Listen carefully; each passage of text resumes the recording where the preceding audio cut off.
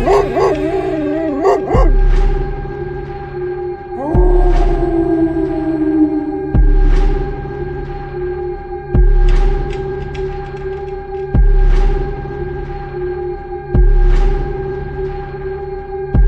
Story with RS के तमाम सुनने वालों को मेरा सलाम।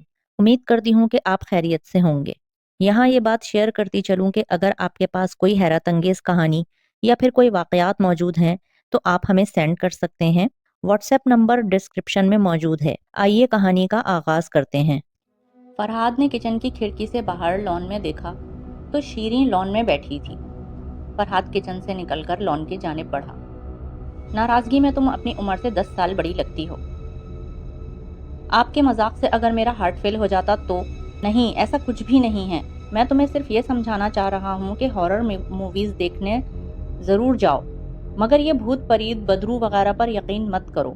ऐसी किसी मखलूक का दुनिया में कोई वजूद नहीं है। फरहाद बोला। नहीं, भूत वगैरह होते हैं, शीरीन मुस्तहकम लहजे में बोली। नहीं, मैं ऐसी खराफात पर कोई यकीन नहीं रखता। इनका कोई वजूद नहीं। होते होते ये बहस बहुत लंबी हो गई। क्या हो रहा है भाई? किस बात पर तुम दोनों बहस कर रहे हो? फरहाद को अपने पीछे से दादा जान की आवाज़ सुनाई दी तो दोनों चौंक उठे। अस्सलाम वालेकुम दादा जान। फरहाद और शीरीन ने दादा जान को एक साथ सलाम किया। वालेकुम अस्सलाम, जीते रहो। दादा जान ने सलाम का जवाब देने के बाद दुआ दी। तुम दोनों किस बात पर बहस कर रहे थे?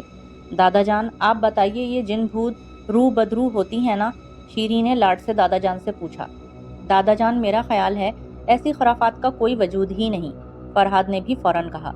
नहीं भाई, जिन का वजूद तो कुरान से भी साबित होता है। दादा जान बोले। जिन का वजूद तो है, मैं ये भूत परीत बदरू वगैरह की बात कर रहा हूँ। फरहाद ने जवाब दिया। मैं तुम दोनों को एक वाकया सुनाता हूँ जो मेरे साथ पेश आया। इससे तुम दोनों अंदाजा लगा सकते हो कि भूत वगैरह होते हैं या नहीं। दादा जान लॉन में बिछी कुर्सियों में से एक कुर्सी पर बैठ गए। ये वाकया हिंदुस्तान की तकसीम से पहले का है, जब दूसरी जंग अजीम ख़त्म हुई थी। मैं ब्रिटिश इंडियन आर्मी में था। दादा जान खलाओं में घुरते हुए बोले। मैं बर्मा में महाज जंग पर था। 3 साल में पूरे 3 साल घर से दूर महाज जंग पर रहा। इस वक्त आजकल की तरह राब्ते के ज़राए भी ज़्यादा नहीं थे। जब जंग ख़त्म हुई और तमाम नौजवानों को वापसी का हुक्म मिला तो हम सब खुश हो गए कि अब हम घर जाएंगे और घर वालों से मिलेंगे। 3 साल का अरसा बहुत बड़ा होता है। हम लोग घर वालों की आवाज़ को भी तरस गए थे। लिहाजा जंग बंद होने के बाद हम सबकी खुशी का कोई ठिकाना नहीं था और हर कोई खुशी से निहाल था। मैं भी बहुत खुश था। अक्सर लड़कों ने घर वालों को खत लिखकर अपने आने की इत्तला दी, मगर मैंने सोचा कि अचानक घर पहुंचकर सबको सरप्राइज दूंगा। इस तरह मेरे अचानक पहुंचने पर सब लोग हैरत ज़दा रह जाएंगे। को सरप्राइज देने के चक्कर में मैंने घर अपनी आमद की इत्तला नहीं दी और अचानक पहुंचने की ठान ली। जब मैं ट्रेन से अपने गांव के करीब स्टेशन उतरा तो आधी रात बीत चुकी थी। इस छोटे से स्टेशन पर उतरने वाला वाहिद आदमी मैं ही था। वो स्टेशन अमूमन वीरान ही रहता था। स्टेशन पर ट्रेन को झंडी दिखाने वाला रेलवे का मुलाजिम भी ट्रेन के रवाना होते ही ना जाने कहाँ गायब हो गया। स्टेशन से हमारा गांव कोई 5-6 कोस के फासले पर था। ये फासला ज्यादा तो नहीं था, मगर बरसात के मौसम में अंधेरी रात की वजह से जबकि गांव जाने वाले रास्ते में जंगल भी आता हो, ये फासला काफी लग रहा था। मैं कुछ देर स्टेशन पर खड़ा रहा, शायद कोई इंसान नजर आ जाए, मगर वहां पर कोई भी नहीं था। आखिर अल्लाह का नाम लेकर मैंने अपना फौजी ट्रंक उठाया और फौजियों की तरह लेफ्ट राइट करता हुआ स्टेशन से बाहर आ गया। मैं कुछ दूर ही चला था कि अचानक मुझे खौफनाक आवाजें सुनाई दी। ऐसा लगा जैसे कोई ढोल बजा रहा है। अंधेरे में और जंगल के भयानक सन्नाटे में यह आवाज़ बहुत खतरनाक लग रही थी और मेरा दिल ज़ोर ज़ोर से धड़क रहा था। इस जंगल के मुताल्लिक हमारे गांव में अजीब अजीब दास्तानें मशहूर थीं, लिहाजा मेरा घबराना फितरी अमल था। मैं आंखें फाड़े चारों तरफ देख रहा था और अंदाज़ा लगाने की कोशिश कर रहा था कि आवाज़ें आखिर कहाँ से आ रही हैं। अचानक मेरे सामने एक बहुत बड़ा रीछ आ गया। ये कोई आम रीछ नहीं था। इतना बड़ा रीछ मैंने अपनी ज़िंदगी में कभी नहीं देखा था। रीछ को देखकर मेरी गिग्गी बन गई और मैं थर थर कांपने लगा और रीछ मुझे घूरता हुआ मेरी जानिब बढ़ने लगा और मुझे अपनी मौत यकीनी नजर आने लगी। मैं घबराकर भाग जाना चाहता था, लेकिन मेरी टांगों ने मेरा साथ न दिया और मैं अपनी जगह खड़ा कांपता रहा। اس سے پہلے کہ ریچھ مجھ پر حملہ کرتا، اچانک ایک سفید دھوتی اور کرتے میں ملبوس ایک شخص میرے اور ریچھ کے درمیان آ گیا۔ وہ شخص کہاں سے آیا میں یہ تو نہیں دیکھ سکا، مگر اس شخص کو دیکھتے ہی وہ ریچھ گھبرا گیا اور چیختا ہوا جنگل کی جانب بھاگ نکلا۔ ریچھ کے بھاگنے کے بعد وہ شخص میرے جانب مڑا تو میں نے دیکھا وہ فضل بابا تھے، ہمارے بہت پرانے نوکر۔ انہیں نوکر نہیں کہنا چاہیے، بلکہ وہ ہمارے گھر کے ایک فرد ہی تھے۔ مجھے انہوں نے ہی پالا تھا۔ بچپن میں میرا زیادہ وقت فضل بابا کے ساتھ ہی گزرتا تھا۔ ارے فضل بابا، آپ اور یہاں؟ میں نے حیرت سے پوچھا۔ منا، آنے سے پہلے خبر کر دیتے تو گھر سے کوئی اسٹیشن ہی آ جاتا، فضل بابا نے مجھ سے کہا۔ وہ سب کو اچانک خوش کر دینے کے چکر میں یہ حماقت کر بیٹھا ہوں کہ گھر اطلاع ہی نہیں دی، میں نے شرمندہ لہجے میں جواب دیا۔ مگر آپ اتنی رات یہاں کیا کر رہے ہیں؟ جواب دینے کے بعد میں نے فضل بابا سے پوچھا۔ بس ہمارا دل گھبرا رہا تھا، اسی لیے ادھر آ گئے، اور اچھا ہی ہوا نا، ورنہ وہ بھیانک ریچھ نہ جانے کیا حشر کر دیتا آپ کا، فضل بابا نے کہا، اور زمین پر گرا میرا لوہے کا بھاری ٹرنک ایک ہاتھ سے اٹھایا اور اپنا سر پر رکھ لیا۔ ارے فضل بابا، یہ مجھے دے دیجئے، میں نے فضل بابا سے ٹرنک لینے کی کوشش کی۔ نہ منا، تم تھک کر آئے ہو، اور ہم بھی ابھی اتنے بوڑھے نہیں ہوئے کہ اس ٹرنک کا وزن نہ اٹھا سکیں، فضل بابا نے جواب دیا، اور ٹرنک سر پر رکھ کر گاؤں کی جانب چلنے لگے۔ فضل بابا کے چلتے ہی میں نے بھی قدم بڑھا دیے اور ان کے ساتھ ساتھ چلنے لگا۔ میں نے فضل بابا کو غور سے دیکھا، وہ بہت بوڑھے ہو چکے تھے۔ حالانکہ جب میں محاذ جنگ پر جا رہا تھا تو فضل بابا کافی صحت مند تھے، مگر اب ان 3 سالوں میں ان کی صحت بالکل تباہ ہو چکی تھی اور وہ بہت دبلے پتلے نظر آ رہے تھے۔ ان کے ہاتھ اور پیر کسی سوکھی لکڑی کی مانند لگ رہے تھے، مگر اس کے باوجود فضل بابا اپنے سر پر بھاری ٹرنک رکھے تیز قدموں سے فاصلہ طے کر رہے تھے کہ مجھے ان کا ساتھ دینے میں کافی دقت ہو رہی تھی۔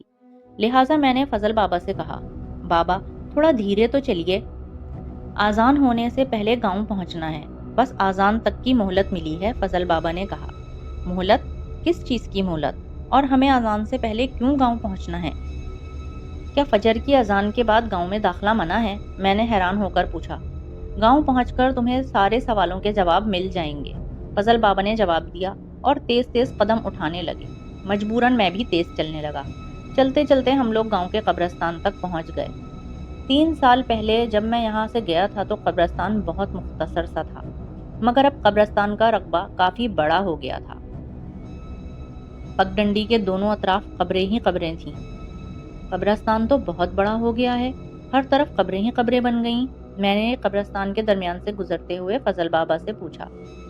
گئے سال ہیضے کی وبا پھیل گئی تھی، گاؤں کے گاؤں خالی ہو گئے، قبرستان بھرتے گئے اور گاؤں خالی ہوتے گئے، فضل بابا سرد آہ بھر کے بولے۔ چلتے چلتے اچانک مجھے محسوس ہوا جیسے کسی نے میرا پاؤں پکڑ لیا ہو۔ میں نے زور لگا کر اپنا پیر چھڑانا چاہا، مگر پکڑنے والے کی گرفت بہت مضبوط تھی، میں اپنی جگہ سے ہل بھی نہیں سکا۔ میں نے نیچے کی جانب دیکھا کہ میرا پیر کس چیز میں اٹکا ہے تو میں خوف سے لرز اٹھا۔ ایک قبر کے سرہانے کفن میں لپٹی ایک لڑکی بیٹھی تھی۔ اس کا چہرہ، اف، مجھے آج تک یاد ہے، اس کا چہرہ مکمل سفید تھا۔ اس کے کفن اور اس کا چہرے کے رنگ ایک جیسے تھے، مکمل سفید۔ اس کے لمبے لمبے ناخن تھے اور اس کے دانت بہت بڑے بڑے اور اس کے منہ سے باہر تھے۔ اس لڑکی نے میرا دایاں پیر اپنے مضبوط ہاتھ سے پکڑا ہوا تھا۔ یہ دیکھ کر میرے منہ سے ایک چیخ نکل گئی۔ میری چیخ سن کر فضل بابا جو آگے چل رہے تھے رک گئے اور انہوں نے پلٹ کر دیکھا، اور اس چڑیل لڑکی کو دیکھ کر فضل بابا کا چہرہ سرخ ہو گیا۔ انہوں نے لوہے کا ٹرنک زمین پہ رکھا اور زمین پر سے چند کنکریاں اٹھائیں اور اس لڑکی کو مارتے ہوئے کہنے لگے، ہمرا منا ہے یہ، اس کی جانب دیکھنا بھی نہیں۔ فضل بابا کی ماری کنکریاں جب اس چڑیل نما لڑکی کو لگیں تو وہ چیختی ہوئی اپنی قبر میں اتر گئی۔ میں خوف کے مارے تھر تھر کانپ رہا تھا۔ فضل بابا نے آگے بڑھ کر میرا ہاتھ پکڑا اور مجھے آگے بڑھنے میں مدد دی۔ اس لڑکی کو ایک لڑکے نے دھوکہ دیا تھا اور اسے جان سے مار دیا تھا، بس جب سے یہ ہر جوان لڑکے کی دشمن بن گئی ہے، چلتے چلتے فضل بابا نے بتایا اور میرا ہاتھ پکڑ کر چلنے لگے۔ فضل بابا کا ہاتھ ایک دم ٹھنڈا تھا، ان کا ہاتھ اتنا ٹھنڈا تھا کہ مجھے سردی سی محسوس ہونے لگی۔ بابا، آپ کا ہاتھ اتنا ٹھنڈا کیوں ہے؟ میں نے فضل بابا سے اپنا ہاتھ چھڑاتے ہوئے پوچھا۔ موسم ٹھنڈا ہے نا منا، فضل بابا نے جواب دیا۔ میں اتنا خوفزدہ تھا کہ ان سے یہ بھی نہ پوچھ سکا کہ موسم اگر ٹھنڈا ہے تو میرے ہاتھ کیوں ٹھنڈے نہیں ہو رہے۔ چلو منا جلدی چلو، اذان ہونے والی ہے، فضل بابا نے کہا اور تیز تیز قدم اٹھانے لگے۔ ان کا ساتھ دینے کے لیے مجھے تقریباً دوڑنا پڑ رہا تھا۔ اذان کی کیا بات ہے بابا؟ آخر آپ اذان سے پہلے گاؤں کیوں پہنچنا چاہتے ہیں؟ میں نے پھولی ہوئی سانسوں کے ساتھ بابا سے پوچھا۔ یہ تمہیں گاؤں پہنچ کر ہی معلوم ہوگا، فضل بابا تیز قدم اٹھاتے ہوئے بولے تو میں خاموش ہو گیا۔ جب ہم گاؤں میں داخل ہوئے تو گاؤں کی مسجد سے فجر کی اذان کی آواز بلند ہوئی اور اذان کی آواز کے ساتھ ہی فضل بابا بری طرح گھبرا گئے۔ یہ لو منا، اپنا سامان پکڑو، ہمیں دیر ہو رہی ہے۔ گھر کے سامنے پہنچتے ہی فضل بابا نے اپنے سر سے ٹرنک اجلت میں اتارا اور گھبرائے ہوئے انداز میں بولے، بابا اندر تو چلیے نا۔ میں نے ٹرنک فضل بابا سے لیتے ہوئے کہا۔ نہیں، مجھے دیر ہو رہی ہے، میں چلتا ہوں، وہ اٹکتے ہوئے بولے اور دوڑتے ہوئے میری نظروں سے اوجھل ہو گئے۔ میں ٹرنک سنبھالے گھر میں داخل ہوا تو اماں جان اور ابا جان مجھے دیکھ کر حیران رہ گئے۔ ابا جان نے تو فوراً مجھے گلے لگا لیا اور اماں جان چٹ پٹ میری بلائیں لینے لگیں۔ شور سن کر میرے بہن بھائی بھی جو سو رہے تھے اٹھ کر آ گئے اور سب مجھ سے لپٹ لپٹ کر ملتے رہے۔ بیٹا آنے سے پہلے اطلاع تو دے دیتے، کوئی اسٹیشن ہی آ جاتا تمہیں لینے۔ اتنی رات کو اکیلے آنا ٹھیک نہیں ہے۔ اماں جان کی فکر ایک دم پریشانی میں تبدیل ہو گئی۔ اکیلا کہاں اماں، فضل بابا تھے نا میرے ساتھ، وہ اسٹیشن سے لے کر گھر تک میرے ساتھ ہی آئے تھے، مگر گھر کے اندر وہ نہیں آئے، انہیں شاید کوئی ضروری کام تھا، میں نے تفصیل سے بتایا۔ فضل آیا تھا تمہیں لینے اسٹیشن؟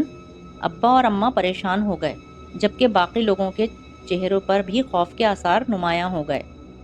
ہاں، فضل بابا ہی آئے تھے مجھے لینے، ورنہ اتنے سالوں میں گاؤں کا راستہ اتنا تبدیل ہو گیا ہے، اگر بابا نہ ہوتے تو میں راستہ بھٹک جاتا، اور قبرستان میں تو اف۔ میں نے اس چڑیل لڑکی کا واقعہ سنایا تو سب خوفزدہ ہو گئے۔ اماں جان فوراً درود شریف پڑھ کر مجھ پر پھونکنے لگیں، ابا بھی پریشان نظر آ رہے تھے۔ کیا ہوا ہے اماں، کیا بات ہے؟ میں نے سب کو خوفزدہ دیکھا تو پوچھا۔ پچھلے سال گاؤں میں ہیضے کی وبا پھیل گئی تھی، اس وبا سے فضل کی جان چلی گئی، میں نے اپنے ہاتھوں سے فضل کو قبر میں اتارا تھا۔ ابا جان نے تفصیل بتائی تو میں حیران رہ گیا، پھر مجھے فضل بابا کا حیران کن رویہ یاد آیا، ان کا اذان سے پہلے گاؤں پہنچنے کا اصرار اب میری سمجھ میں آ رہا تھا۔ اچھا، اب میری سمجھ میں آیا کہ فضل بابا کے ہاتھ اتنے سرد کیوں تھے۔ یہ سب یاد کر کے مجھے جھرجھری آ گئی۔ اماں جان، فکر کی بات نہیں ہے، فضل بابا مجھ سے بہت محبت کرتے تھے، اسی لیے وہ میری حفاظت کے لیے دوسری دنیا سے بھی آ گئے، میں نے ہنستے ہوئے کہا اور آب زمزم ایک ہی سانس میں پی لیا۔ دادا جان یہاں تک کہہ کر خاموش ہو گئے، ان کی آنکھیں بھیگ گئیں اور شیریں اپنی جگہ سے اٹھی اور دادا جان کے قریب آئی، جو ان کے بہتے آنسوؤں کو اپنے دوپٹے سے صاف کر کے ان کو سہارا دے کے کمرے میں لے جانے لگی۔ فرحاد بھی ان کے پیچھے پیچھے چلنے لگا۔ جو لوگ ہم سے محبت کرتے ہیں وہ دوسری دنیا سے بھی ہماری خبر گیری کرتے رہتے ہیں۔ چلتے چلتے دادا جان بولے تو فرحاد سر ہلانے پر مجبور ہو گیا۔ تو یہ تھی ہماری آج کی کہانی۔ اگر آپ کو پسند آئی ہو تو لائک کریں، کامنٹ کر کے شیئر کریں اور سبسکرائب بھی کر دیں تاکہ ہماری نئی آنے والی ویڈیو کا نوٹیفیکیشن آپ تک پہنچ جائے۔ دعاؤں میں یاد رکھیے گا۔ اللہ حافظ۔